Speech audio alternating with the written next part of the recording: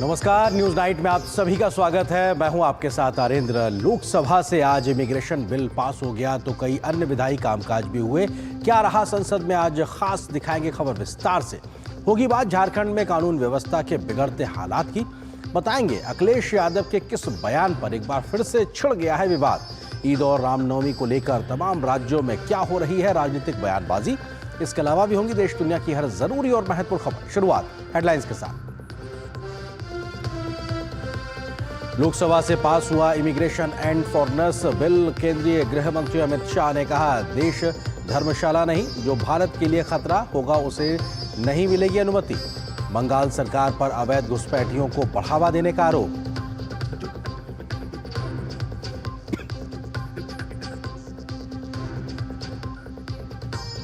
संसद से मिली वित्त विधेयक को मंजूरी। राज्यसभा में वित्त मंत्री निर्मला सीतारमण ने दिया चर्चा का जवाब। कहा, हर बजट में सरकार ने की शुल्कों में कमी, इससे भारत बनेगा विनिर्माण क्षेत्र में हब। वित्तीय घाटे को तय स्तर से नीचे रखने पर हो रहा काम।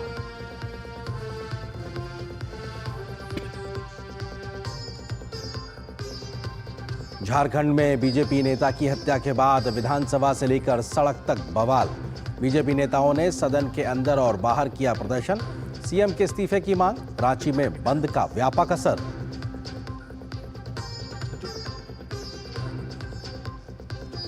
अखिलेश यादव के बिगड़े बोल। कहा, बीजेपी को दुर्गंध पसंद है इसलिए वह गौशालाएं बना रही। बीजेपी का करारा पलटवार। कहा, उन पर मुगलिया सोच हावी। लगातार भारतीय सनातन संस्कृति और मूल्यों का कर रहे अपमान।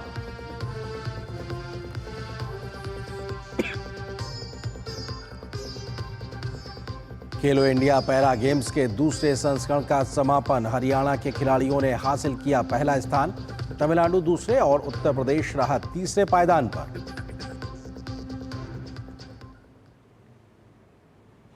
खबरों पर डालते हैं विस्तार से नजर और पहले बात संसद की कार्रवाई से जुड़ी खबर की। लोकसभा में आज immigration and foreigners bill pass हो गया।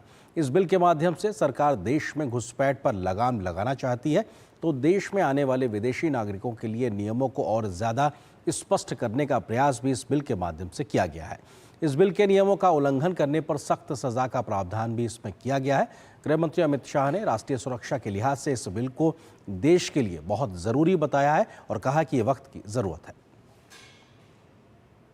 लोकसभा में गुरुवार को आप्रवास और विदेशी विधेयक 2025 पर चर्चा की गई और गृह मंत्री के उत्तर के बाद इसे पारित कर दिया गया। इस विधेयक में आप्रवास और विदेशियों के नियमन से जुड़े कानूनी ढांचे को मजबूत करने पर ध्यान दिया गया। गृह मंत्री ने बताया कि प्रस्तावित कानूनों के लागू होने के बाद भारत आने वाले विदेशियों का डेटाबेस बन सकेगा और पर्यटन में भी बढ़त होगी। गृह मंत्री ने कहा कि जो सुरक्षा को लेकर खतरा पैदा करेंगे उन पर हम कड़ी नजर रखेंगे।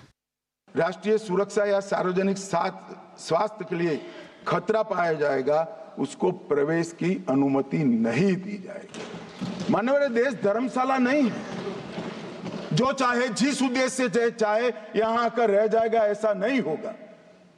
कानूनी तरीके से देश के अंदर अपने देश को और हमारे देश को समृद्ध करने कोई आता है तो इसका स्वागत है, मगर सुरक्षा के लिए खतरा है, उसको रोकने का प्रावधान करने का हमारी संसद का अधिकार भी। ये विधेयक पासपोर्ट अधिनियम 1920, विदेशियों का पंजीकरण अधिनियम 1939, विदेशी अधिनियम 1946 और आप्रवास अधिनियम 2000 समेत कई अन्य मौजूदा कानूनों की जगह लेगा।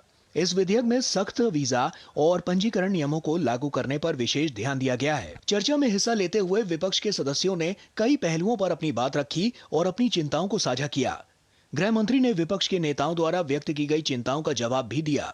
गृह मंत्री ने कहा कि 2047 में भारत को दुनिया का अग्रणी देश बनाने की दिशा में ये बिल बेहद अहम है।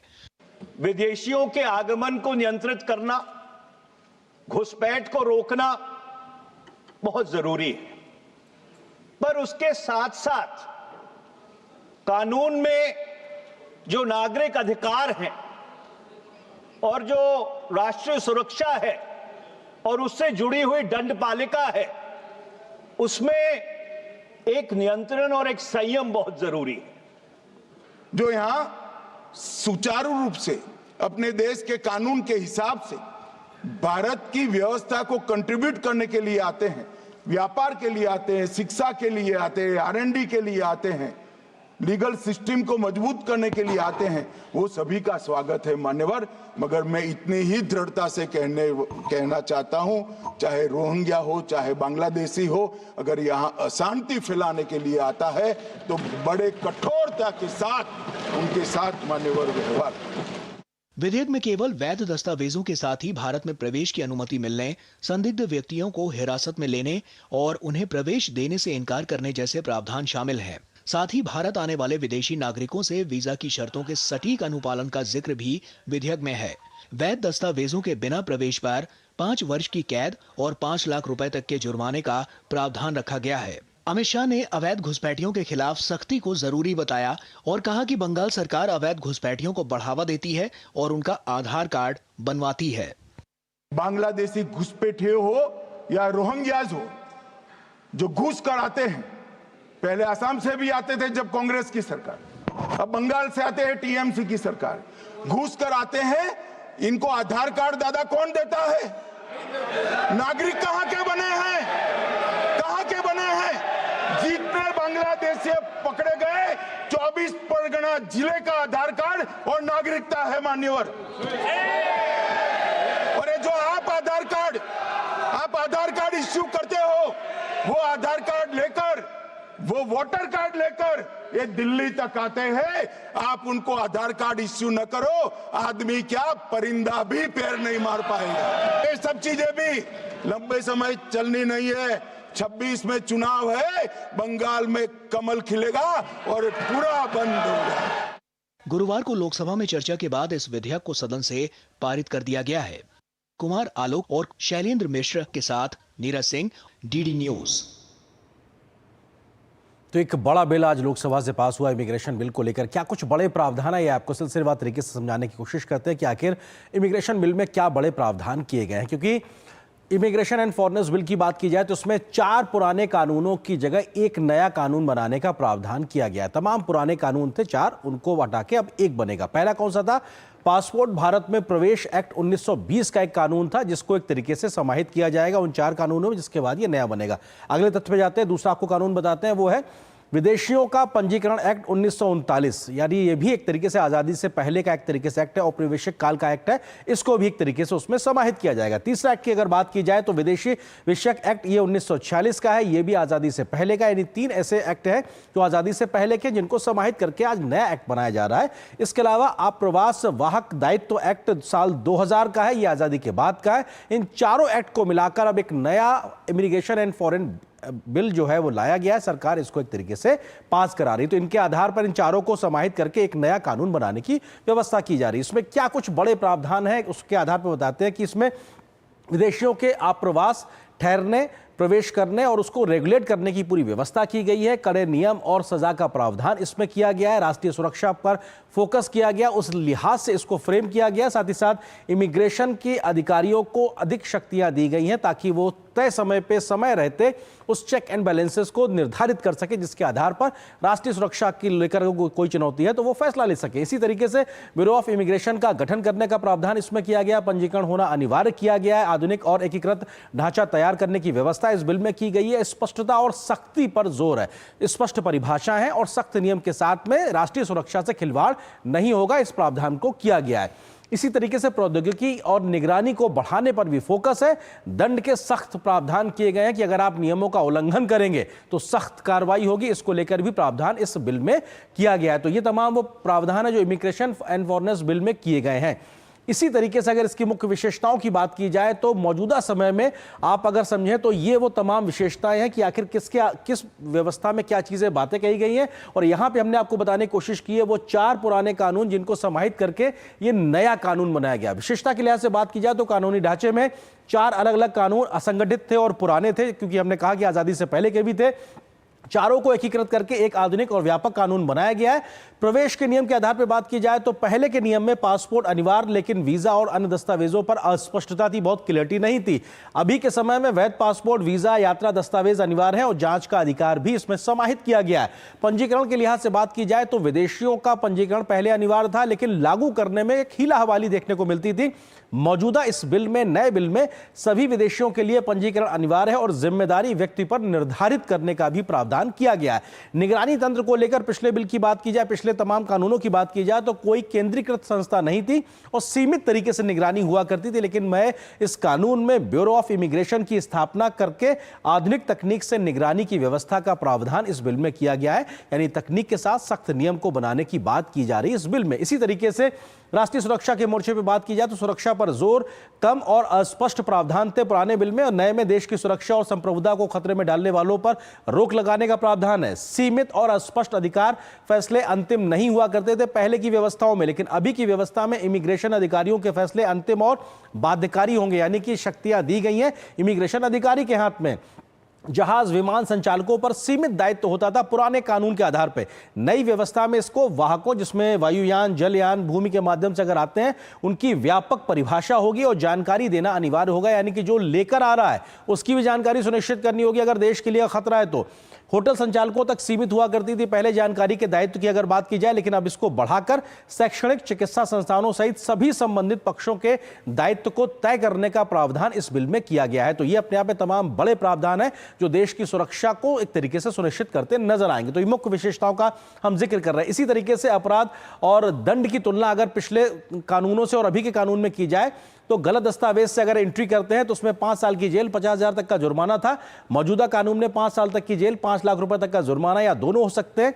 फर्जी दस्तावेज के आधार पर पहले के कानून के तहत अस्पष्ट प्रावधान और हल्का दंड था। मौजूदा कानून के लिहाज से अगर जो नया आया उसके आधार पर सख्त कार्रवाई, भारी जुर्माना, जेल का प्रावधान भी इसमें किया गया है। पंजीकरण में विफलता के आधार पर पहले के कानून के तहत जुर्माना या हल्की सजा लागू करने की एक तरीके से व्यवस्था थी, लेकिन अभी अनिवार्य पंजीकरण और उल्लंघन पर कठोर दंड देने का प्रावधान किया गया है। वाहकों पर जानकारी न देने के चलते पहले के कानून में सीमित दायित्व थी, कम सजा का एक तरीके से प्रावधान था, लेकिन अभी के इस नए कानून में जानकारी न देने पर सख्त दंड, वाहकों की जिम्मेदारी बढ़ाई गई है।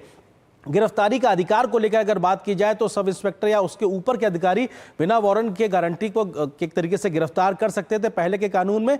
अभी के आधार पर यह व्यवस्था की गई है कि हेड कांस्टेबल या उससे ऊपर के अधिकारी बिना वारंट के गिरफ्तारी कर सकता है किसी भी व्यक्ति के जो देश की राष्ट्रीय सुरक्षा से खिलवाड़ करता पाया जाएगा, गलत दस्तावेज के आधार पर एक तरीके से देश में मौजूद होगा या घुसने की कोशिश कर रहा होगा। तो ये एक तरीके से पुराने और नए जो कानून थे उसमें दंड के आधार पर भी क्या बदलाव किए गए उसका भी एक तरीके से साफ तौर से जिक्र दिखाई पड़ता है। तो हमने आपको समझाने की कोशिश की कि इमिग्रेशन ऑन फॉरेन बिल में किस प्रकार से नए बड़े बदलाव करने की कोशिश की गई है। तो ये तमाम प्रकार के बदलाव हैं। और अगली खबर की ओर रुख करें तो हम बात कर सकते हैं कि संसद के दोनों सदनों में आज भी खासा विधायी कामकाज देखने को मिला है। वित्त विधेयक राज्यसभा से आज पास हो गया। वित्त मंत्री ने कहा कि वित्तीय अनुशासन से देश की अर्थव्यवस्था मजबूत हो रही है। लोकसभा में राजमार्ग मंत्रालय, नागर विमानन मंत्रालय सहित कई मंत्रालयों से जुड़े सवाल जवाब हुए। तो विदेश मंत्री ने श्रीलंका में बंद भारतीय मछुआरों की स्थिति के बारे में भी विस्तार से सदन में जानकारी दी है। लोकसभा से पारित होने के बाद गुरुवार को वित्त विधेयक पर राज्यसभा में चर्चा की गई। चर्चा का उत्तर वित्त मंत्री निर्मला सीतारमण ने दिया। वित्त मंत्री ने कहा कि बीते वर्षों में मोदी सरकार द्वारा कई अहम कदम उठाए गए हैं जिससे भारत की अर्थव्यवस्था तेजी से आगे बढ़ रही है। If you would see that consistently budget after budget we are coming up with reduction in duties so that India's aspiration for being a manufacturing hub and also India's aspiration in building capacities, steadily every year newer items are being brought in, keeping in mind Atmanirbhar Bharat, at the same time Viksit Bharat's requirements, as much as simplifying the customs duty and the compliance details. वित्त मंत्री निर्मला सीतारमण ने कहा कि मोदी सरकार की विभिन्न कल्याणकारी योजनाओं का मसलन जनधन योजना, पीएम आवास योजना से करोड़ों लोगों को लाभ हुआ है। तन समर्पित, मन समर्पित और देश के लिए ये जीवन समर्पित। Ask a common citizen, ask anywhere, Bengal or anywhere, who have directly benefited from our schemes. They are transformative. 55 crore Indians, if you ask them, especially women, empowered with bank accounts under Jan Dhan Yojana, अच्छे दिन आए हैं कि नहीं। इससे पहले लोकसभा में सुबह प्रश्नकाल के दौरान कई अहम सवालों के उत्तर दिए गए। राजमार्ग मंत्रालय, नागर विमानन मंत्रालय सहित कई मंत्रालयों से जुड़े सवालों के उत्तर मंत्रियों ने दिए। वहीं राज्यसभा में भी प्रश्नकाल में विदेश सहित कई मंत्रालयों से जुड़े सवाल पूछे गए। विदेश मंत्री एस जयशंकर ने श्रीलंका में बंद भारतीय मछुआरों की स्थिति के बारे में विस्तृत जानकारी दी। We are trying to engage the Sri Lankan government to get them to take a humanitarian issue. Also, what we are trying to do, sir, is through the Pradhan Mantri Matsya Sampada Yojana, we are trying to get as many boats fitted with transponders so that inadvertent crossings are minimized. So our efforts are on diplomatically to release people. प्रश्नकाल के बाद शून्यकाल में भी दोनों सदनों में कई सांसदों ने अहम विषयों में अलग अलग मुद्दों पर अपनी बात रखी। This House, Parliament is charged with the responsibility of exercising superintendence over the judiciary. The Chief Justice of India has appointed an in-house inquiry. I think we should respect the process. We should wait for that report. आप उसको संपत्ति का अधिकार दे रहे हैं, आप उसको monument दे रहे हैं, आप उसको ठेकेदारी में रिजर्वेशन दे रहे हैं। मेरा आपके माध्यम से भारत सरकार से आग्रह है कि आर्टिकल 49 और आर्टिकल 14-15 को लागू करिए और मुसलमानों को इस देश में जो अधिकार है उसको समानता के अधिकार में बदलिए। गौरतलब है कि मौजूदा सत्र के दौरान संसद के दोनों सदनों में खूब कामकाज हो रहा है। राज्यसभा द्वारा चर्चा के बाद वित्त विधेयक को लोकसभा को वापस किए जाने के साथ ही बजट अब संसद से पारित हो गया है। कुमार आलोक और शैलेंद्र मिश्र के साथ नीरज सिंह, डीडी न्यूज, दिल्ली। और यहाँ पर एक छोटे से ब्रेक के लिए रुकते हैं। ब्रेक के उस पार जब वापस आएंगे तो आपको खबर दिखाएंगे कि झारखंड में किस प्रकार से बीजेपी के नेता की हत्या के बाद से बवाल मचा हुआ है। झारखंड में बीजेपी के नेता की हत्या, उसके बाद बवाल। क्या है खबर, विस्तार से होगी नजर छोटे से ब्रेक के बाद।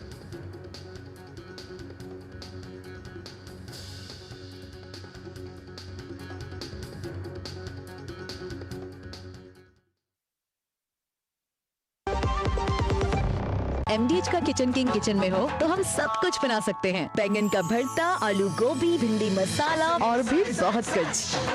MDH। मेरी पसंद, मेरी पसंद,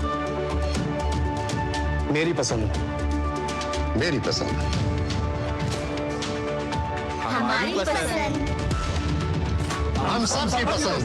मजबूत देश का मजबूत सरिया हो गया स्टील।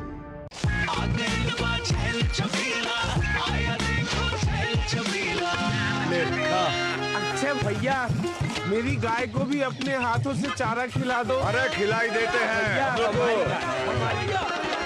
हमारी गाय भैया। क्या हो गया, पूरा का पूरा गांव यहाँ आ गया। भैया इसी हाथ से चारा खिलाते हो, तभी तो आपके गाय भैंसों की ब्यात सबसे ज्यादा है। अरे पगले, ये चमत्कार इस हाथ का नहीं, हाथ में जो कपिला पशु आहार है उसका है, जो पशुओं की सेहत अच्छी रखता है और ब्यात भी बढ़ाता है। ले जाओ।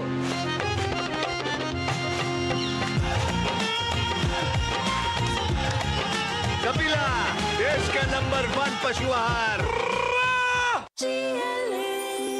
जो लक्ष्य चुना था समझ आने लगा है। GLA यूनिवर्सिटी, उच्च लक्ष्य की निश्चित प्राप्ति।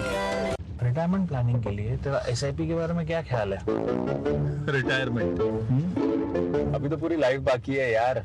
और तुझे नहीं लगता अगर रिटायरमेंट के बारे में अभी से नहीं सोचे तो आगे जाके प्रॉब्लम होगी? पर रिटायरमेंट के बारे में सोचना क्यों है इतना जरूरी? जब तक आप रिटायर हो जाएंगे महंगाई काफी ज्यादा बढ़ जाएगी और आपकी इनकम वो तो रुक ही जाएगी। इसीलिए आज ही म्यूचुअल फंड्स में SIP शुरू कीजिए और हर महीने थोड़ा थोड़ा करके धन इकट्ठा कीजिए एक कंफर्टेबल रिटायर्ड लाइफ जीने के लिए। अधिक जानकारी के लिए अपने वित्तीय सलाहकार से परामर्श करें। LIC म्यूचुअल फंड द्वारा निवेशक शिक्षा की एक पहल। म्यूचुअल फंड निवेश बाजार जोखिम के अधीन है। योजना से संबंधित सभी दस्तावेजों को ध्यान से पढ़ें। गोल्डी मसाले के 100 ग्राम के स्पेशल पैक्स में फ्रेशनेस लॉक ऐसे। गोल्डी मसाले, जहां जाएं रिश्ते बनाएं। और ब्रेक के बाद खबर झारखंड से। झारखंड की राजधानी रांची में दिन दहाड़े भाजपा के एक स्थानीय नेता की हत्या के बाद से सोरेन सरकार एक बार फिर से कानून व्यवस्था के मुद्दे पर घिरती दिखाई पड़ रही है। बीजेपी ने आज पूरे झारखंड में बंद का आह्वान किया था, जिसका असर आज पूरे राज्य में व्यापक तौर पर दिखाई पड़ा है। तो वहीं 2 दिन पहले भी हजारीबाग में मंगला जुलूस निकालने के दौरान 2 गुटों में जमकर झगड़ा हुआ था, जिसके बाद भी राज्य में शांति व्यवस्था बनाए रखने पर सोरेन सरकार पर सवाल खड़े हुए थे। झारखंड में बांग्लादेशी घुसपैठ और आदिवासियों की घटती जनसंख्या को लेकर भी जेएमएम की सरकार लंबे समय से सवालों के घेरे में रही है। झारखंड में बीजेपी नेता की हत्या पर बवाल, राज्य की कानून व्यवस्था पर उठे सवाल। बीजेपी ने हत्या के खिलाफ किया बंद, प्रदेश भर में दिखा व्यापक असर। झारखंड की राजधानी रांची में स्थानीय भाजपा नेता और जिला परिषद के पूर्व सदस्य अनिल टाइगर की हत्या के खिलाफ झारखंड उबल रहा है। विधानसभा से लेकर सड़क तक इस हत्याकांड पर हंगामा बरपा है। हत्या के खिलाफ बीजेपी के बंद का व्यापक असर दिखा। रांची शहर में 15 से भी अधिक स्थानों पर बंद समर्थकों ने सड़कों पर जाम लगा दिया। शहर के कई प्रमुख बाजार और व्यावसायिक प्रतिष्ठान बंद करा दिए गए। केंद्रीय रक्षा राज्य मंत्री और रांची के सांसद संजय सेठ भाजपा नेता की हत्या के विरोध में रातू रोड में बीच सड़क पर अपने समर्थकों और कार्यकर्ताओं के साथ धरने पर बैठे। रांची पुलिस ने बंद के समर्थन में सड़कों पर उतरे 20 से अधिक भाजपा नेताओं और कार्यकर्ताओं को हिरासत में लिया। न नेता सुरक्षित, न सामाजिक कार्यकर्ता सुरक्षित, न आम आदमी सुरक्षित। क्यों भाई? क्या हालात पैदा कर दिए हैं? क्या जंगल राज 2 हो गया है? हाँ, ये जंगल राज 2 है। जंगल राज 1 देखा 90 में लालू का शासन, अब जंगल राज 2 है। पुलिस छापेमारी भी कर रही है और पुलिस उसको एक्शन करके दिखा भी रही है। हमारे लिए क्रिमिनल के लिए कोई जगह नहीं है। रांची की जनता की सुरक्षा के लिए जिम्मेदारी हमारी है। हत्या की घटना पर गुरुवार को झारखंड विधानसभा में जोरदार हंगामा हुआ। बीजेपी के विधायकों ने कार्यवाही शुरू होने के पहले जहां सदन के बाहर धरना प्रदर्शन किया, वहीं सदन की कार्यवाही शुरू होते ही पार्टी के तमाम विधायक नारेबाजी करते हुए वेल में पहुंच गए। सदन के बाहर धरने पर बैठे भारतीय जनता पार्टी के विधायकों ने कानून व्यवस्था ध्वस्त होने का आरोप लगाते हुए सीएम से इस्तीफे की मांग की। ये पहली घटना नहीं है रांची में या झारखंड में लगातार अपराधियों के द्वारा ये हत्याएं हो रही। रांची पुलिस प्रशासन और झारखंड की पुलिस ने इसको बड़ी और भी उसके अधिक कारीगरी। ये तो अपराधी का राज चल रहा है ना। आज तक कानून बोल के चीज खत्म है, ये जंगल राज है। लॉ एंड ऑर्डर को यहाँ है ही नहीं है। यहाँ गौरतलब है कि रांची के कांके चौक पर भाजपा नेता अनिल महतो टाइगर की हत्या बुधवार की शाम करीब 4 बजे उस वक्त गोली मारकर कर दी गई जब वो एक होटल में बैठे थे।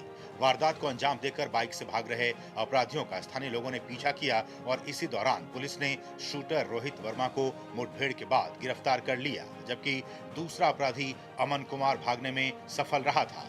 घटना के खिलाफ भारतीय जनता पार्टी, आजसू पार्टी, जदयू और झारखंड लोकतांत्रिक क्रांतिकारी मोर्चा ने बंद बुलाया। बीजेपी का कहना है कि सोरेन सरकार अपराध को रोकने में नाकाम रही है और राज्य में राष्ट्रपति शासन लगना चाहिए। वहीं सत्ताधारी पक्ष ने इसे राजनीति से प्रेरित बताया है। रांची से दिवाकर के साथ ब्यूरो रिपोर्ट, डीडी न्यूज। तो झारखंड की इस बड़ी खबर पे हम करेंगे चर्चा। इससे जुड़ा है आज का हमारा विशेष कानून व्यवस्था पर सवाल। झारखंड में बवाल, क्योंकि बीजेपी नेता की हत्या के बाद से कानून व्यवस्था पे सवाल खड़े हुए हैं और इसकी वजह से झारखंड में बवाल दिखाई पड़ रहा है। इस विषय पे बात करने के लिए खास मेहमानों का पैनल मेरे साथ मौजूद है।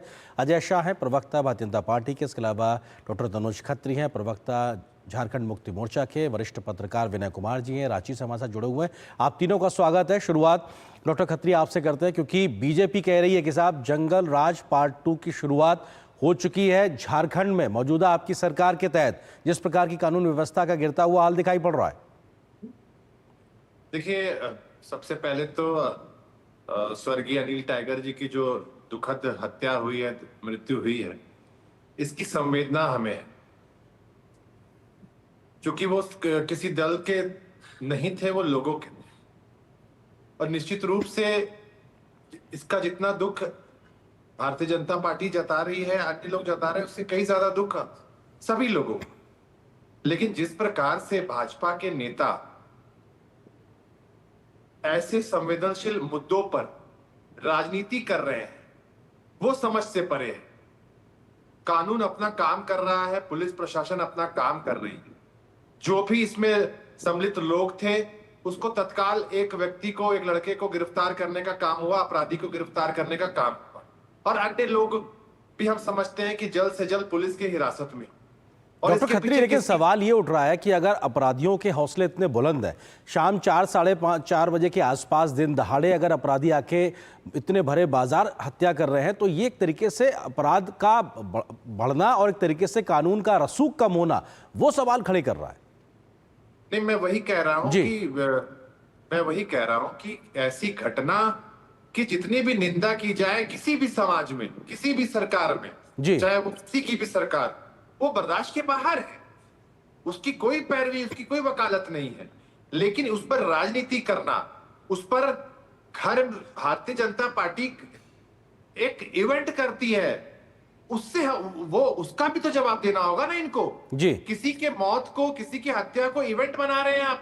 इनके नेता अपने घर से गिरफ्तारी दे रहे हैं और पुलिसकर्मी से कह रहे हैं कि हमारे हाथ को पकड़ो ताकि फुटेज बने। न्यूज एजेंसी के संवाददाता को कह रहे हैं कि जरा वीडियो रिकॉर्ड कर लो, घर से गिरफ्तारी दे रहे हैं। सर, अभी हमने जो तस्वीरें दिखाई उसमें तो सड़क पर केंद्रीय मंत्री से लेकर तमाम लोग बैठे हैं और विधानसभा में विरोध हुआ। मैं आता हूं आपके पास में, अजय शाह जी हमारे साथ बीजेपी के हैं। अजय जी, जेएमएम ये कह रही है कि साहब आप लोग एक तरीके से इवेंट बना रहे हैं, अपने साथी की मृत्यु पर आप इवेंट बना रहे हैं और तस्वीरें चाहते हैं कि लोग मीडिया में आ जाए, इसलिए आप एक तरीके से इस प्रकार का काम कर रहे हैं। आपको सच में दुख नहीं है? देखिए, सबसे बड़ी बात यह है कि आज हम जिस पे चर्चा करें, अनिल टाइगर जी की हत्या पर चर्चा करें, लेकिन बात सिर्फ अनिल टाइगर जी की नहीं है। अनिल टाइगर जी के लिए ये बंद नहीं बुलाया गया है। ओवरऑल जो है यहाँ पर कोलैप्स हो चुकी है कानून व्यवस्था, इस पे हमने ये बंदे को बुलाया है। अब देखिए, मैं साफ साफ सिरे से कह रहा हूँ कि क्यों मुझे ऐसा लगता है कि यहाँ पर कानून का राज नहीं होकर के माफिया राज झारखंड में स्थापित हो चुका है। क्योंकि माफिया राज या फिर अपराधियों पर लगाम लगाने की जिसकी जिम्मेवारी होती है वो पुलिस की होती है। लेकिन झारखंड में पुलिस का अपॉइंटमेंट, पुलिस की ट्रांसफर या फिर पुलिस का प्रमोशन, तीनों में बहुत बड़ा एक धांधली देखा जा रहा है। और प्रकाश सिंह केस में सुप्रीम कोर्ट ने कहा था क्लियर इसका वॉयलेशन है। मैं एक एक करके आपको बताता हूं ताकि चीजें जो क्लियर हो जाएगी। सबसे पहला तो यहाँ के जो डीजीपी जिनका अपॉइंटमेंट हुआ है, डीजीपी का अपॉइंटमेंट क्वेश्चनेबल है। और अभी 2 दिन पहले ही सुप्रीम कोर्ट ऑफ इंडिया ने रिट पिटीशन को एडमिट कर लिया है और हाईकोर्ट ने भी रिट पिटीशन को एडमिट कर लिया। यानी हाईकोर्ट, सुप्रीम कोर्ट दोनों को प्राइमा फेसी लगा है कि डीजीपी का अपॉइंटमेंट जो है वो कहीं ना कहीं क्वेश्चनेबल है, वो सुनने को तैयार है। अगर हम डीजीपी के नीचे की बात करें तो कायदे से एंटी करप्शन ब्यूरो और सीआईडी के एक डीजी होने चाहिए, कोई आईपीएस ऑफिसर। लेकिन झारखंड में जो डीजीपी है वही सीआईडी के भी चीफ बन चुके हैं, वही एंटी करप्शन ब्यूरो के भी चीफ बन चुके हैं और वही एक तरह से स्पेशल ब्रांच के भी चीफ बने हुए हैं। तो यहाँ पर डिवीजन ऑफ लेबर की भारी कमी है। अगर हम उसके थोड़े से नीचे आए, आईजी डीआईजी में आए, तो मैं आपको एक फैक्ट बता दूं नेशनल चैनल पे कि रांची में फिलहाल कोई भी डीआईजी पद पे नहीं है। इसके पीछे सिंपल सा कारण है कि रांची के जो एसएसपी है उनका प्रमोशन एज ए डीआईजी हो चुका है। तो सिर्फ उस व्यक्ति को रांची का एसएसपी बनाए रखने के लिए यहाँ पर किसी भी डीआईजी के अपॉइंटमेंट नहीं हुआ है। फैक्ट नंबर, इसके अलावा एक फैक्ट। अजय जी, लेकिन आप लोग जंगल राज क्यों कह रहे हैं? वो तो कह रहे हैं कि साहब एक गिरफ्तार कर लिया गया, दूसरे की गिरफ्तारी होनी है जो अपराधी है, और वो कह रहे हैं कि साहब कानून अपना काम कर रहा है। आप लोग कह रहे हैं जंगल राज है, ऐसा क्यों कह रहे हैं आप? मैं नहीं, इसीलिए जंगल राज कह रहे हैं। जंगल राज का मतलब क्या था? जंगल राज का मतलब ऐसा राज जहां पर कोई कानून व्यवस्था नहीं है। बात यहाँ पर ठीक है, प्रवक्ता ने कहा कि अरेस्ट कर लिया गया या उसको एक पैर में गोली भी लगी है। हमारा कहना कि अपराधी के अंदर इतना कॉन्फिडेंस क्यों आ रहा है कि वो इतनी घटनाएं कर रहे हैं? कोई एक घटना पहली नहीं है, इसके पहले एक वकील की हत्या हुई है, बीच रांची में एनटीपीसी के ऑफिसर की हत्या हो जाती है, जमीन कारोबारी की आए दिन हत्या हो जा रही है। तो ये जो अपराधी है इनका मनोबल इतना इसलिए बढ़ा हुआ है क्योंकि पुलिस का खौफ नहीं है। पुलिस का खौफ इसलिए नहीं क्योंकि पुलिसिंग का फंक्शन छोड़ करके बाकी कामों में लगी हुई है। पुलिस झारखंड की एक वसूली एजेंट बन चुकी है, एक्सटॉर्शन की इंडस्ट्री चला रही है, उनको बस उससे मतलब है। बाकी पुलिसिंग फंक्शन लॉ। ठीक है, विनय कुमार जी हमारे साथ में, वरिष्ठ पत्रकार रांची से जुड़े हुए। विनय जी, जो दोनों तरफ से दावे हो रहे हैं, इसके बीच में सच्चाई कहां खड़ी दिखाई पड़ रही? क्या सच में इतनी कानून व्यवस्था की स्थिति खराब हो गई है झारखंड में, जो बीजेपी की ओर से प्रवक्ता कह रहे हैं कि साहब पुलिस एक्सटॉर्शन तरीके से वसूली शुरू कर चुकी है और पुलिसिंग का काम छोड़ रही है, और जो कह रहे हैं कि साहब जंगल राज हो गया? वस्तु स्थिति क्या है इस समय सोरेन सरकार के तहत? विनय जी, विनय जी संभवतः आप म्यूट पे हैं, आप अनम्यूट कीजिए अपने आप को। आज इसी को लेकर विधानसभा में हंगामा भी हुआ और हंगामे के दौरान, जब हंगामे के बाद सदन स्थगित हुई और जब दोबारा बैठक शुरू हुई तो बाबूलाल मरांडी जी ने स्पष्ट रूप से कहा कि आज थाने बिक रहे हैं, थाने को टारगेट दिया जा रहा है। तो उन्होंने एक बड़ा सवाल उठाया। हालांकि राज्य के वित्त मंत्री और संसदीय कार्य मंत्री ने कहा कि इस घटना से हम मर्माहत हैं, लेकिन हम इस घटना को इंसानियत की नजर से देखते हैं। और किसी को बख्शा नहीं जाएगा, उन्होंने कैटेगोरिकली कहा। लेकिन बीजेपी के जो बाबूलाल मरांडी है, जो विधानसभा में विपक्ष के नेता, उन्होंने कहा कि भाई एक ही व्यक्ति को सब पद क्यों दिया जा रहा है, सीबी का बनाया जा रहा है, स्पेशल ब्रांच का भी उनको काम दिया जा रहा है और घोषित रूप से डीजीपी का काम दिया जा रहा है। रांची में एसएसपी जो है वही व्यक्ति डीआईजी भी है, डीआईजी अगर बन गए हैं, उनका प्रमोशन डीआईजी में हो गया, तो एसएसपी के पद पर क्यों रखा जा रहा है। तो ये उन्होंने आज मुद्दा को उठाया। हालांकि संसदीय कार्य मंत्री राधाकृष्ण किशोर ने कहा कि ये हम इस घटना से बहुत दुखी हैं, मर्माहत हैं और इंसानियत की नजर से हम इसको देखते हैं, घटना को इंसानियत की नजर से, और कोई भी दोषी बख्शा नहीं जाएगा। तो उन्होंने बड़ा कैटेगोरिकली इसका जवाब दिया आज सदन में, और उसके बाद फिर हंगामा शांत हुआ। फिर दूसरी पाली में विधानसभा की बैठक और कार्रवाई चलती। लेकिन विनय जी विनय जी, मेरा मूल सवाल यह है कि क्या झारखंड में या रांची में स्थिति जो कानून व्यवस्था की उसमें एक बहुत बड़ी गिरावट देखी जा रही है? मूल सवाल ये है अपने आप में। नहीं देखिए, कहीं भी राजधानी में हत्या की घटना होती है तो कानून व्यवस्था का सवाल उठेगा ही, क्योंकि राजधानी सबसे सुरक्षित जोन माना जाता है। राजधानी किसी भी प्रदेश की जो राजधानी होती है सबसे सुरक्षित जोन माना जाता है, क्योंकि वहां मुख्यमंत्री से लेकर डीजीपी से लेकर तमाम बड़े अधिकारी रहते हैं।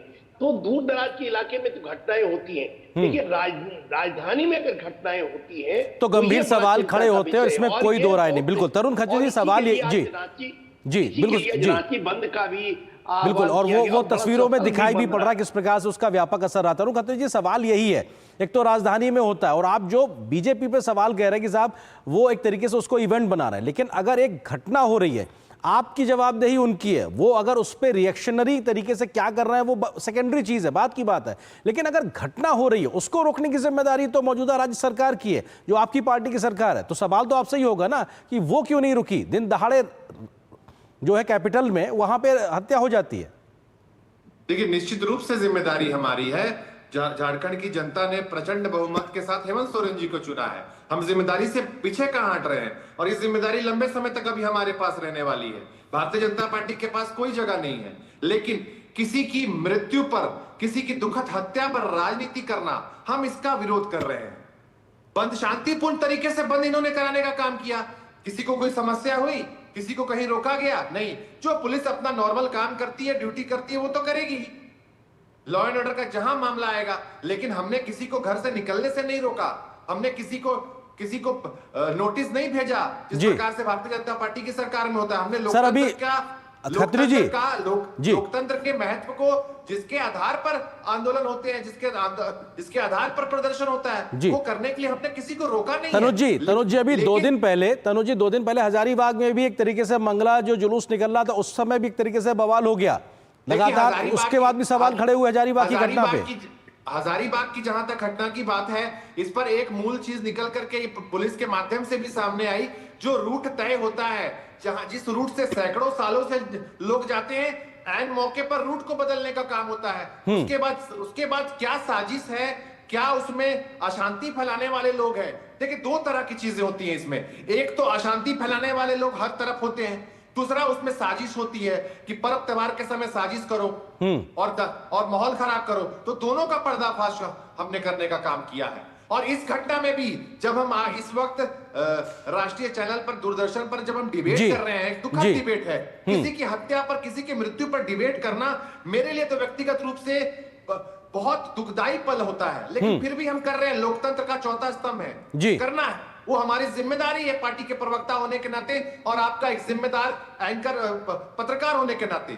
मैं ये कह रहा हूं कि जिस वक्त हम डिबेट कर रहे हैं, झारखंड की पुलिस इनकाउंटर करना भी जानती है। अभी पिछले दिनों जब एक अपराधी ने पुलिस पर हमला करने की कोशिश की तो मौत की घात उतरा। तो चिंता ना करें। ठीक है अजय जी, सवाल यह है कि वो कह रहे हैं कि साहब चिंता मत करिए, कानून अपना काम कर रहा है, लेकिन आप लोग उसमें राजनीति का छौका लगाने की कोशिश कर रहे हैं, तड़का दे रहे हैं। अजय जी नहीं, देखिए कोई भी सरकार बनती, हेमंत सोरेन सरकार को प्रचंड बहुमत जो मिला है, वो बहुमत मिला है राज्य की कानून व्यवस्था को सही करने के लिए। अगर यहाँ पर जब भी कोई हत्या होगी या फिर हमें लगेगा लॉ एंड ऑर्डर जो सही नहीं है, तो अगर इस पर हम राजनीति करेंगे तो मुझे लगता है राजनीति का काम यही है कि वो जो जन मुद्दे जुड़े हुए हैं उसको वो जो है हाईलाइट करें। तो हम वही कर रहे हैं। हमें लग रहा है क्राइम्स बार हो रहे तो उसको हाईलाइट करें। देखिए, यहाँ पर सिंपल सा मैं आपको बताता हूँ, जैसे कोई भी जब गवर्नमेंट आती है तो गवर्नमेंट का कंट्रोल पुलिस के ऊपर कैसे रहता है? रिवॉर्ड एंड पनिशमेंट से रहता है। जो पुलिस अच्छा काम करे उसको रिवॉर्ड करे, जो पुलिस खराब काम करे उसको पनिश किया जाए। लेकिन रांची में ऐसी कई सारी घटनाएं हो चुकी है पिछले 1.5-2 सालों में, लेकिन यहाँ पर कोई भी एक्शन जो है नहीं लिया गया, ना एसएसपी के ऊपर में, ना सीटीएस के ऊपर, ना रूरल एसपी पर कोई भी एक्शन नहीं लिया गया। बाकायदे जो है पनिशमेंट रिवॉर्ड जो है ऐसे लोगों को दिया गया जो चार्जशीटेड है।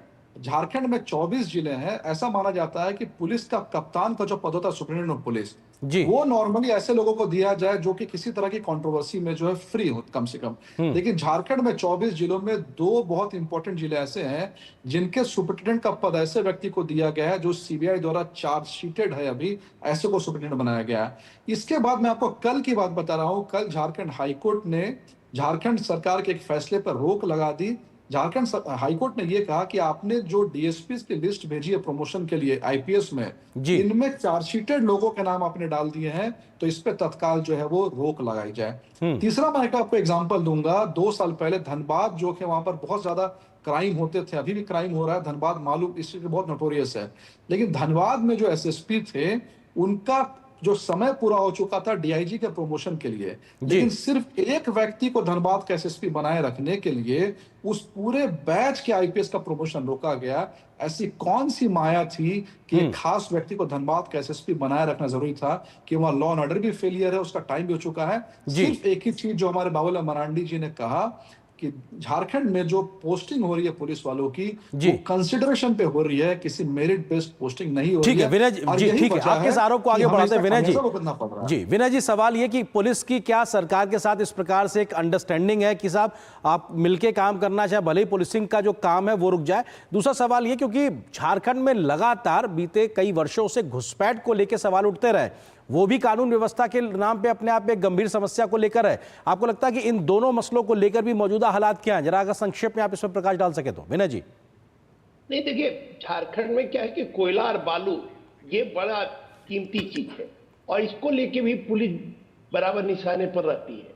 और मुझे लगता है कि हेमंत सोरेन की जो सरकार है, आज मुख्यमंत्री का भी विधानसभा में 1 घंटा लंबा भाषण हुआ, समापन भाषण उनका था, अभी थोड़ी देर पहले उनका खत्म हुआ है, तो वो भी अन्य चीजों पर फोकस कर रहे हैं, शिक्षा पर कर रहे हैं, अन्य चीजों पर कर रहे हैं, स्वास्थ्य पर कर। लेकिन मुझे लगता है कि उनको लॉ एंड ऑर्डर पर भी फोकस करना चाहिए और इसको पुलिसिंग व्यवस्था कैसे मजबूत हो, खास करके थोड़ा सा राजधानी या राजधानी के अगल बगल का जो प्रदेश है, जगह है, इन जगहों पर पुलिस व्यवस्था सशक्त होनी चाहिए और क्राइम फ्री होना चाहिए। देखिए, अगर आपके उद्योगपति आएंगे, उद्योग लगाने वाले आएंगे बाहर से, तब उनको लॉ एंड ऑर्डर तब उनके लिए सबसे पहली प्राथमिकता। बिल्कुल, उद्योगपति बाहर से जब तक कानून व्यवस्था की स्थिति बेहतर नहीं होगी, उद्योग नहीं लगेगा। बिल्कुल, शांति स्थापित होना, कानून व्यवस्था लागू होना, अगर वो हालात होगा तभी राज्य एक तरीके से आगे बढ़ेगा। फिलहाल वक्त इतनी अनुमति दे रहा है। तीनों का बहुत बहुत शुक्रिया हमारे साथ जुड़ने के लिए, इस खबर पर विस्तार से बात करने के लिए। आगे बढ़ते हैं, उससे पहले एक छोटे से ब्रेक के लिए रुकते हैं। ब्रेक के उस पार जब वापस आएंगे तो आपको खबर दिखाएंगे कि आखिर किस तरीके से अखिलेश यादव के बिगड़े बोल की वजह से एक नया विवाद शुरू हो गया। इस खबर पे होगी नजर ब्रेक के बाद, एक छोटे से ब्रेक के बाद।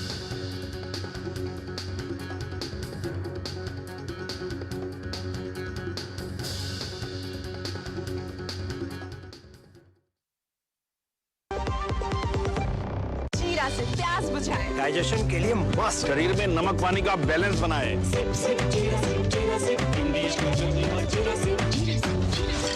Under the Honorable PM's leadership, an unprecedented push to yoga has been given. Today, yoga is playing a significant role in enhancing health and wellness across the world. PM Yoga Awards are given in recognition to outstanding contributions by individuals and organizations to the field of yoga. These awards carry a trophy, certificate and a prize of 25 lakh rupees. Hurry! Send your entries through MyGov platform before 31st March. Visit Ministry of Ayush website or MyGov platform for more details. जब धरती चीर कर निकलता है लोहे का पत्थर और मिलता है मोंगिया के जोश से, फिर तपता है, पिघलता है और बनता है फौलाद। अब होता है सरिया सारी खूबियों के साथ। मोंगिया स्टील, मजबूत देश का मजबूत सरिया। आज तो पार्टी चाहिए। चैंपियन के साथ सेल्फी लेंगे। आइडिया, यही करते हैं पार्टी। Pizza party. ये चल अपना कार्ड और पिन दे। मेरे कार्ड की डिटेल्स मैं खुद ही डालूंगी। आरबीआई कहता है अपना पिन, ओटीपी, सीवीवी या इंटरनेट बैंकिंग पासवर्ड किसी के साथ शेयर ना करें। ऑनलाइन बैंकिंग सिर्फ अपने कंप्यूटर, मोबाइल और सिक्योर नेटवर्क से करें। बाय गर्ल्स, कहाँ जा रही है? सुना नहीं, नो शेयरिंग। आरबीआई कहता है जानकार बनिए, सतर्क रहिए। गोल्डी मसाले के 100 ग्राम के स्पेशल पैक्स में फ्रेशनेस, लॉक ऐसे। गोल्डी मसाले, जहां जाएं रिश्ते बनाएं। और ब्रेक के बाद खबरों में आगे बढ़ने से पहले नजर डालते हैं कि बुलेटिन में अभी तक किन बड़ी खबरों पे हमने डाली है नजर, उससे आपको रूबरू कराते हैं। अभी तक हमने क्या कुछ देखा है उसका अगर जिक्र किया जाए तो लोकसभा से immigration and foreigners bill pass किया गया। ये आज की एक बड़ी खबर थी, इससे हमने आपको रूबरू कराया। संसद से वित्त विधेयक को मंजूरी मिली है, ये भी हमने आपको खबर दिखाई। इसके अलावा झारखंड में कानून व्यवस्था पर क्यों उठ रहे हैं गंभीर सवाल, इस विषय से जुड़ी खबर हमने दिखाई, साथ ही साथ हमने चर्चा भी करी। अब आप आगे बढ़ते हैं और रुख करते हैं अगली खबर की ओर, जो कि सपा प्रमुख अखिलेश यादव से जुड़ी हुई है। सपा प्रमुख अखिलेश यादव के एक और बयान पर आज विवाद खड़ा हो गया है। अखिलेश ने गौशाला से दुर्गंध आने की बात कही, जिसके बाद बीजेपी ने सपा और अखिलेश को गौ माता और सनातन विरोधी करार दिया है। इस मामले पर एनडीए नेताओं ने अखिलेश यादव के खिलाफ जमकर हमला बोला तो सपा बचाव की मुद्रा में नजर आ रही है। इसके बाद सियासत बुरी तरीके से गर्मा गई है। अखिलेश यादव के बिगड़े बोल, यदुवंशी होकर गौशाला का विरोध, भाजपा का मुगलिया सोच का आरोप। समाजवादी पार्टी के अध्यक्ष अखिलेश यादव ने उत्तर प्रदेश के कनौज में एक बयान देकर राजनीतिक हलचल तेज कर दी है। उन्होंने बीजेपी सरकार पर निशाना साधते हुए कहा कि बीजेपी को दुर्गंध पसंद है, इसलिए वह गौशालाएं बना रही है, जबकि समाजवादी पार्टी को सुगंध पसंद है, इसलिए हम इत्र पार्क बना रहे थे। जैसे कि कन्नौज का विकास रुका हुआ आगे बढ़ जाए। आप बताइए, दुर्गंध पसंद करते हैं इसीलिए गौशाला बना रहे हैं, हम सुगंध पसंद कर रहे थे इसलिए इत्र पार्क बना रहे थे। सपा प्रमुख के इस बयान पर भाजपा ने जबरदस्त प्रहार किया है। भाजपा ने अखिलेश यादव और समाजवादी पार्टी को सनातन विरोधी करार देते हुए कहा कि अखिलेश पर मुगलिया सोच इतनी हावी है कि वह लगातार भारतीय सनातन संस्कृति और मूल्यों का अपमान कर रहे हैं। जिस गाय को हिंदू पूजता है उनको दुर्गंध आता है, इससे बड़ा दुर्भाग्य और क्या होगा। उन्हें वोट की आस्था है, उन्हें धर्म की आस्था नहीं। ये स्पष्ट रूप से दिखाता है कि इन लोगों को सनातन से लगाव नहीं है, सनातन विरोधी है। और मैं तो कहूंगा, अगर हिंदुस्तान में रह के सनातन से विरोध करते हो, हिंदुस्तान से रह के सनातन से आपको दुर्गंध आती है, हिंदुस्तान में रह के गौ माता से आपको दुर्गंध आती है, हिंदुस्तान में रहकर साधु संत को आप अगर सांड, छुट्टल सांड कहते हो, तो हिंदुस्तान में राजनीति बंद कर देनी चाहिए। वह भूमि ढूंढनी चाहिए जहां पर आप सनातन का अपमान कर सकते हो और वह देश सहेगा। अखिलेश यादव के बयान पर सोशल मीडिया में भी घमासान छिड़ गया है। उत्तर प्रदेश के उप मुख्यमंत्री केशव प्रसाद मौर्य ने एक्स पर लिखा कि किसान, खासकर ग्वाला के बेटे को अगर गाय के गोबर से दुर्गंध आने लगे तो समझ जाना चाहिए कि वह अपनी जड़ों और समाज से पूरी तरह कट चुका है। कथा सम्राट मुंशी प्रेमचंद्र ने लिखा था कि किसान के बेटे को अगर गोबर से दुर्गंध आने लगे तो अकाल तय है। सपा बहादुर श्री अखिलेश यादव को भी गोबर से दुर्गंध आ रही है। उनकी पार्टी का समाप्तवादी में तब्दील होना तय है।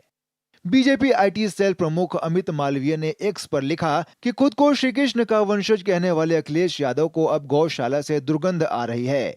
तुष्टीकरण में लिप्त सपा प्रमुख अखिलेश यादव ने अपने सांसद रामजी लाल द्वारा महान वीर राणा सांगा को गद्दार कहने का समर्थन किया। महाकुंभ पर भी लगातार विकृत टिप्पणियां की और अब यदुवंशी समाज का तिरस्कार कर रहे हैं। यह अपवाद नहीं बल्कि सपा की ओछी हिंदू विरोधी मानसिकता का परिचय है। कुल मिलाकर अखिलेश का यह बयान बड़ा सियासी घमासान का विषय बन गया है। Bureau report, DD news. Jammu Kashmir में हुर्रियत की दुकान अब बंद होने की कगार पर पहुंच गई है। यहां के लोग अब अलगाववाद से तौबा कर रहे हैं और भारत के संविधान के प्रति अपनी निष्ठा दिखा रहे हैं। कश्मीर में हो रहा ये बदलाव जल्द ही अलगाववाद पर ताला लगा देगा। केंद्रीय गृह मंत्री अमित शाह ने एक्स पर लिखा है, कश्मीर घाटी से एक और बड़ी खुशखबरी, हुर्रियत से जुड़े दो और समूहों जम्मू कश्मीर तहरीकी इस्तिकलाल और जम्मू कश्मीर तहरीक-ए-इस्तिकामत ने अलगाववाद को त्याग दिया है। और प्रधानमंत्री नरेंद्र मोदी जी द्वारा निर्मित नए भारत में अपना विश्वास जताया है। मोदी सरकार के तहत अलगाववाद अपनी अंतिम सांस ले रहा है और पूरे कश्मीर में एकता की जीत की गूंज सुनाई दे रही है।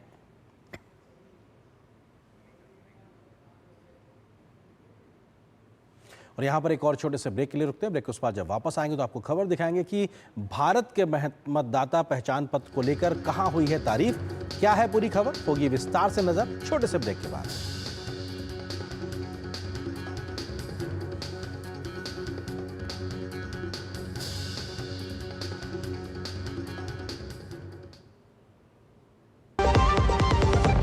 सस्ते वाले दाल मसाले स्वाद हुआ बेकार। MDH की हल्दी मिर्ची धनिया करे कमाल। ये रंग दे, ये खुशबू दे, ये तीखा, ये कम पड़े। क्या निराला MDH मसाला।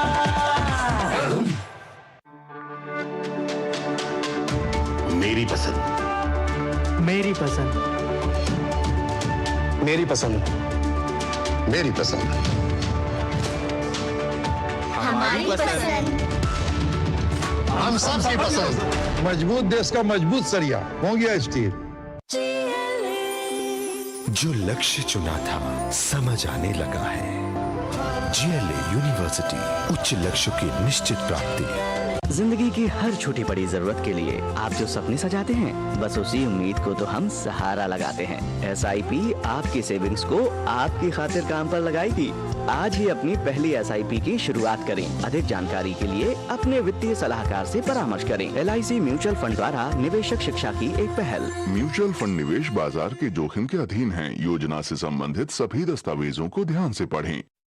MDH का किचन किंग किचन में हो तो हम सब कुछ बना सकते हैं। बैंगन का भरता, आलू गोभी, भिंडी मसाला और भी बहुत कुछ। MDH। दुनिया के सबसे बड़े लोकतंत्र भारत की चुनावी प्रक्रिया की दुनिया भर में तारीफ होती रही है। अमेरिका के राष्ट्रपति ने भी अब भारतीय मतदाता पहचान पत्र को लेकर तारीफ की है, तो ऐसी ही व्यवस्था अमेरिका में अपनाने की बात भी कही है। इससे पहले भी तमाम देश भारत की चुनावी प्रक्रिया में कई अच्छी प्रथाओं को सीखते रहे हैं। अमेरिकी राष्ट्रपति के बयान के बाद से भारत में तमाम दलों के नेताओं ने उनके इस बयान का स्वागत किया है। भारतीय चुनाव व्यवस्था की पूरी दुनिया तारीफ करती है और तमाम देश इससे सीख भी लेते हैं। अब अमेरिकी राष्ट्रपति डोनाल्ड ट्रंप ने मतदाता पहचान पत्र को लेकर भारत की तारीफ की है और कहा है कि अमेरिका अब भी स्व सत्यापन पर निर्भर है। अमेरिकी राष्ट्रपति डोनाल्ड ट्रंप ने संघीय चुनावों में मतदाताओं को अपनी नागरिकता साबित करने के लिए एक आदेश पर हस्ताक्षर किए। उनके आदेश के तहत वोट देने के लिए मतदाताओं को पासपोर्ट या कुछ खास दस्तावेज दिखाने होंगे ताकि उनकी नागरिकता साबित हो सके। इस आदेश में उन्होंने अमेरिकी और भारतीय तरीकों की तुलना की। उन्होंने पहले पैराग्राफ में लिखा, भारत वोटर पहचान को एक बायोमेट्रिक डेटाबेस से जोड़ रहा है, जबकि संयुक्त राज्य अमेरिका मुख्य रूप से नागरिकता के लिए स्वसत्यापन पर निर्भर है। अमेरिका ने खुद का शासन शुरू करने में बढ़त बनाई थी, लेकिन अब वो चुनावों की बुनियादी और जरूरी सुरक्षा को लागू नहीं कर पा रहा है, जो आज के विकसित और विकासशील देश भी करते हैं।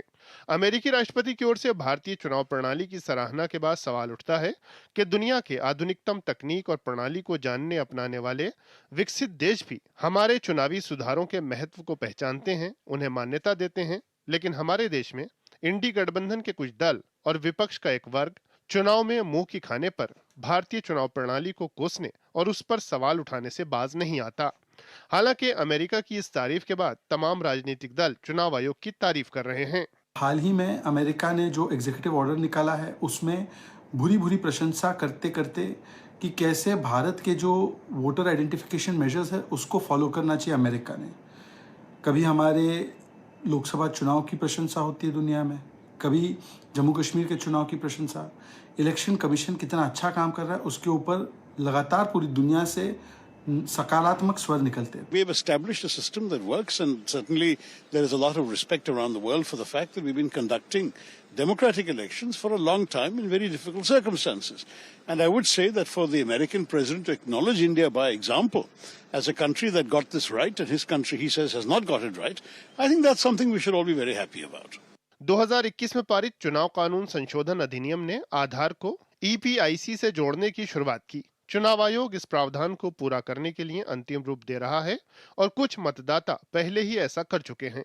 चुनाव आयोग ने 18 मार्च को कहा था कि देश में मतदाता पहचान पत्र को आधार से जोड़ने का काम किया जाएगा। इससे फर्जी मतदाताओं की पहचान हो सकेगी। अमेरिका में कोई राष्ट्रीय चुनाव व्यवस्था नहीं है, जबकि भारत में एक ताकतवर राष्ट्रीय चुनाव आयोग चुनाव के नियम, कानून, मशीनरी और सिस्टम को चलाता है, जो पूरे देश में वोटिंग की ईमानदारी सुनिश्चित करता है।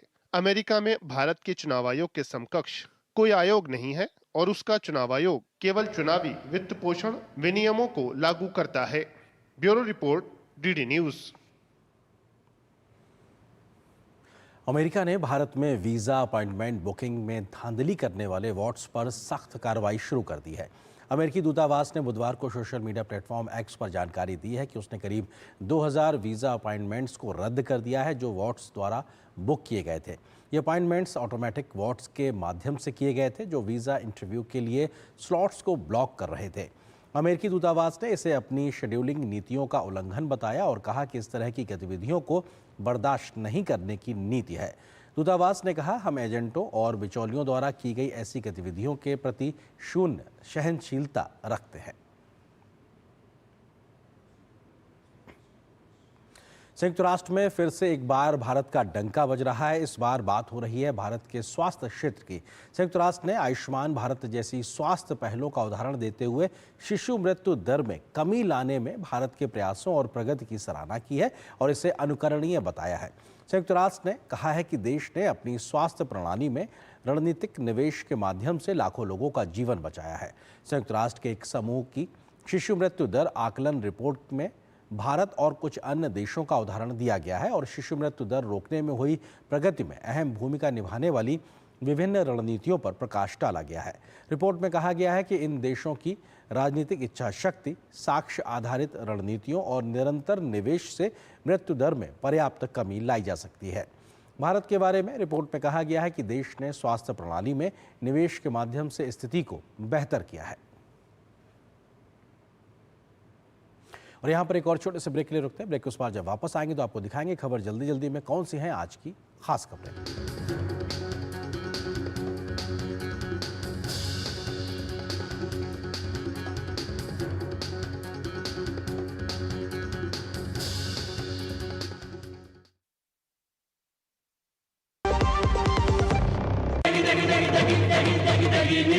MDH की देगी मिर्च, देगी मिर्च का तड़का, अंग अंग फड़का। MDH की देगी मिर्च। रिटायरमेंट प्लानिंग के लिए तेरा SIP के बारे में क्या ख्याल है? रिटायरमेंट अभी तो पूरी लाइफ बाकी है यार। और तुझे नहीं लगता अगर रिटायरमेंट के बारे में अभी से नहीं सोचे तो आगे जाके प्रॉब्लम होगी? पर रिटायरमेंट के बारे में सोचना क्यों है इतना जरूरी? जब तक आप रिटायर हो जाएंगे महंगाई काफी ज्यादा बढ़ जाएगी और आपकी इनकम वो तो रुक ही जाएगी। इसीलिए आज ही म्यूचुअल फंड्स में SIP शुरू कीजिए और हर महीने थोड़ा थोड़ा करके धन इकट्ठा कीजिए एक कंफर्टेबल रिटायर्ड लाइफ जीने के लिए। अधिक जानकारी के लिए अपने वित्तीय सलाहकार से परामर्श करें। LIC म्यूचुअल फंड द्वारा निवेशक शिक्षा की एक पहल। म्यूचुअल फंड निवेश बाजार जोखिम के अधीन है। योजना से संबंधित सभी दस्तावेजों को ध्यान से पढ़ें। जो लक्ष्य चुना था समझ आने लगा है। GLA यूनिवर्सिटी, उच्च लक्ष्यों की निश्चित प्राप्ति। Under the Honorable PM's leadership, an unprecedented push to yoga has been given. Today, yoga is playing a significant role in enhancing health and wellness across the world. PM Yoga Awards are given in recognition to outstanding contributions by individuals and organizations to the field of yoga. These awards carry a trophy, certificate and a prize of 25 lakh rupees. Hurry! Send your entries through MyGov platform before 31st March. Visit Ministry of Ayush website or MyGov platform for more details. Goldy मसाले के 100 ग्राम के special PACS में freshness, lock, ऐसे गोल्डी मसाले जहां जाएं रिश्ते बनाएं। और ब्रेक के बाद खबर खेल के मैदान से। खेलो इंडिया पैरा गेम्स 2025 का आज समापन दिल्ली में शानदार तरीके से हुआ। समापन समारोह में पैरा एथलीट्स के दृढ़ संकल्प और सफलता का जश्न मनाया गया। युवा मामले और खेल राज्य मंत्री रक्षा निखिल खड़से ने पैरा खिलाड़ियों के दृढ़ संकल्प की जमकर तारीफ की। देखिए हमारे संवाददाता नारायण सिंह की खास रिपोर्ट। देश में जमीनी स्तर पर पैरा खेलों और खिलाड़ियों को तलाशने और तराशने वाले खेलो इंडिया पैरा गेम्स 2025 का समापन नई दिल्ली के इंदिरा गांधी स्टेडियम में आयोजित एक भव्य समारोह के दौरान हुआ। कार्यक्रम के दौरान खेल राज्य मंत्री रक्षा निखिल खड़से और भारतीय खेल प्राधिकरण के डीडीजी मयंक श्रीवास्तव के साथ अन्य गणमान्य व्यक्ति मौजूद रहे। समापन समारोह के दौरान खेल राज्य मंत्री रक्षा खड़से ने विजेता खिलाड़ियों को ट्रॉफी देकर सम्मानित किया। इस मौके पर उन्होंने पैरा एथलीटों के दृढ़ संकल्प और उत्कृष्ट प्रदर्शन की सराहना की। खेलो इंडिया पैरा गेम्स ये सिर्फ गेम्स नहीं है, तो हमारे देश के सभी युवाओं के लिए, सभी लोगों के लिए एक हौसला और प्रेरणा देने का भी प्लेटफॉर्म है। सही मायने में भारत सरकार के माध्यम से और हमारे आदरणीय प्रधानमंत्री जी के माध्यम से, मोदी जी के माध्यम से एक सही दिशा हमारे सभी एथलीट्स को यहाँ पे मिली है। और हमारे एथलीट्स भी ज़्यादा से ज़्यादा हमारे देश के लिए वो कैसे मेडल ला सकते हैं, और मेडल लाने के साथ ही जो हौसला उन्होंने पूरे देश के खिलाड़ियों को दिया है या युवाओं को दिया है, वो एक मायने में सराहने जैसी बात है। खेलो इंडिया पैरा गेम और न्यूज़ नाइट के अंत में आपको छोड़ जाते हैं कुछ और राष्ट्रीय महत्व की खबरों के साथ। फटाफट अंदाज में आप देखिए इन खबरों को। मुझे दीजिए अनुमति। नमस्कार। संभल हिंसा के आरोपी एडवोकेट जफर अली को जिला न्यायालय से झटका लगा है। कोर्ट ने जफर अली की जमानत याचिका को खारिज कर दिया है। दरअसल जफर अली हिंसा भड़काने के आरोप में फिलहाल जेल में बंद है। मामले में अगली सुनवाई 2 अप्रैल को होगी। कर्नाटक सरकार ने एक बार फिर आम लोगों को झटका दिया है। दरअसल बस और मेट्रो का किराया बढ़ाने के बाद राज्य सरकार ने अब नंदनी दूध की कीमतों में इजाफा कर दिया है। सरकार ने 1 अप्रैल से दूध की कीमतों में 4 रुपए प्रति लीटर की बढ़ोतरी को मंजूरी दी है। देश में एक साथ चुनाव कराने की मांग को लेकर आवाज बुलंद कर रहे संविधान सपोर्ट ग्रुप ने लोकसभा स्पीकर से मुलाकात की। मुलाकात के बाद संविधान सपोर्ट ग्रुप ने कहा कि स्पीकर ने उनकी भूमिका को सराहा, साथ ही जल्द ही 1 नेशन 1 इलेक्शन लागू हो इसकी कामना की। नई दिल्ली में आर्टिफिशियल इंटेलिजेंस और विकसित भारत विषय पर आयोजित एक सम्मेलन में केंद्रीय राज्य मंत्री जितिन प्रसाद शामिल हुए। सम्मेलन को संबोधित करते हुए उन्होंने कहा कि एआई कृषि, शिक्षा और चिकित्सा के क्षेत्र में क्रांतिकारी बदलाव ला सकता है। नई दिल्ली के इंडियन हैबिटेट सेंटर में एमएसएमई लीडरशिप समिट 2025 का आयोजन किया गया। कार्यक्रम में केंद्रीय मंत्री जीतन राम मांझी और राज्य मंत्री शोभा करंदलाजे ने हिस्सा लिया। कार्यक्रम को संबोधित करते हुए उन्होंने कहा कि सूक्ष्म, लघु और मध्यम उद्यम मंत्रालय ने पिछले 1 दशक में करोड़ों लोगों के लिए रोजगार सृजित किए हैं। करणी सेना ने सपा सांसद रामजी लाल सुमन के खिलाफ वाराणसी के एमपी एमएलए कोर्ट में शिकायत दर्ज कराया है। करणी सेना ने सपा सांसद के खिलाफ कड़ी कार्रवाई की मांग की है। इसके साथ ही कोर्ट ने सांसद रामजी लाल सुमन के खिलाफ नोटिस भी जारी किया है। उत्तर प्रदेश के बलिया में कच्चे तेल का एक विशाल भंडार मिला है। गंगा बेसिन में 3 महीने के सर्वेक्षण के बाद ओएनजीसी को तेल के बारे में जानकारी मिली। जिस जगह ओएनजीसी को ये तेल का भंडार मिला है वो जमीन ओएनजीसी ने एक सेनानी परिवार से पट्टे पर ली है और सालाना 10 लाख रुपए का भुगतान ओएनजीसी कर रही है।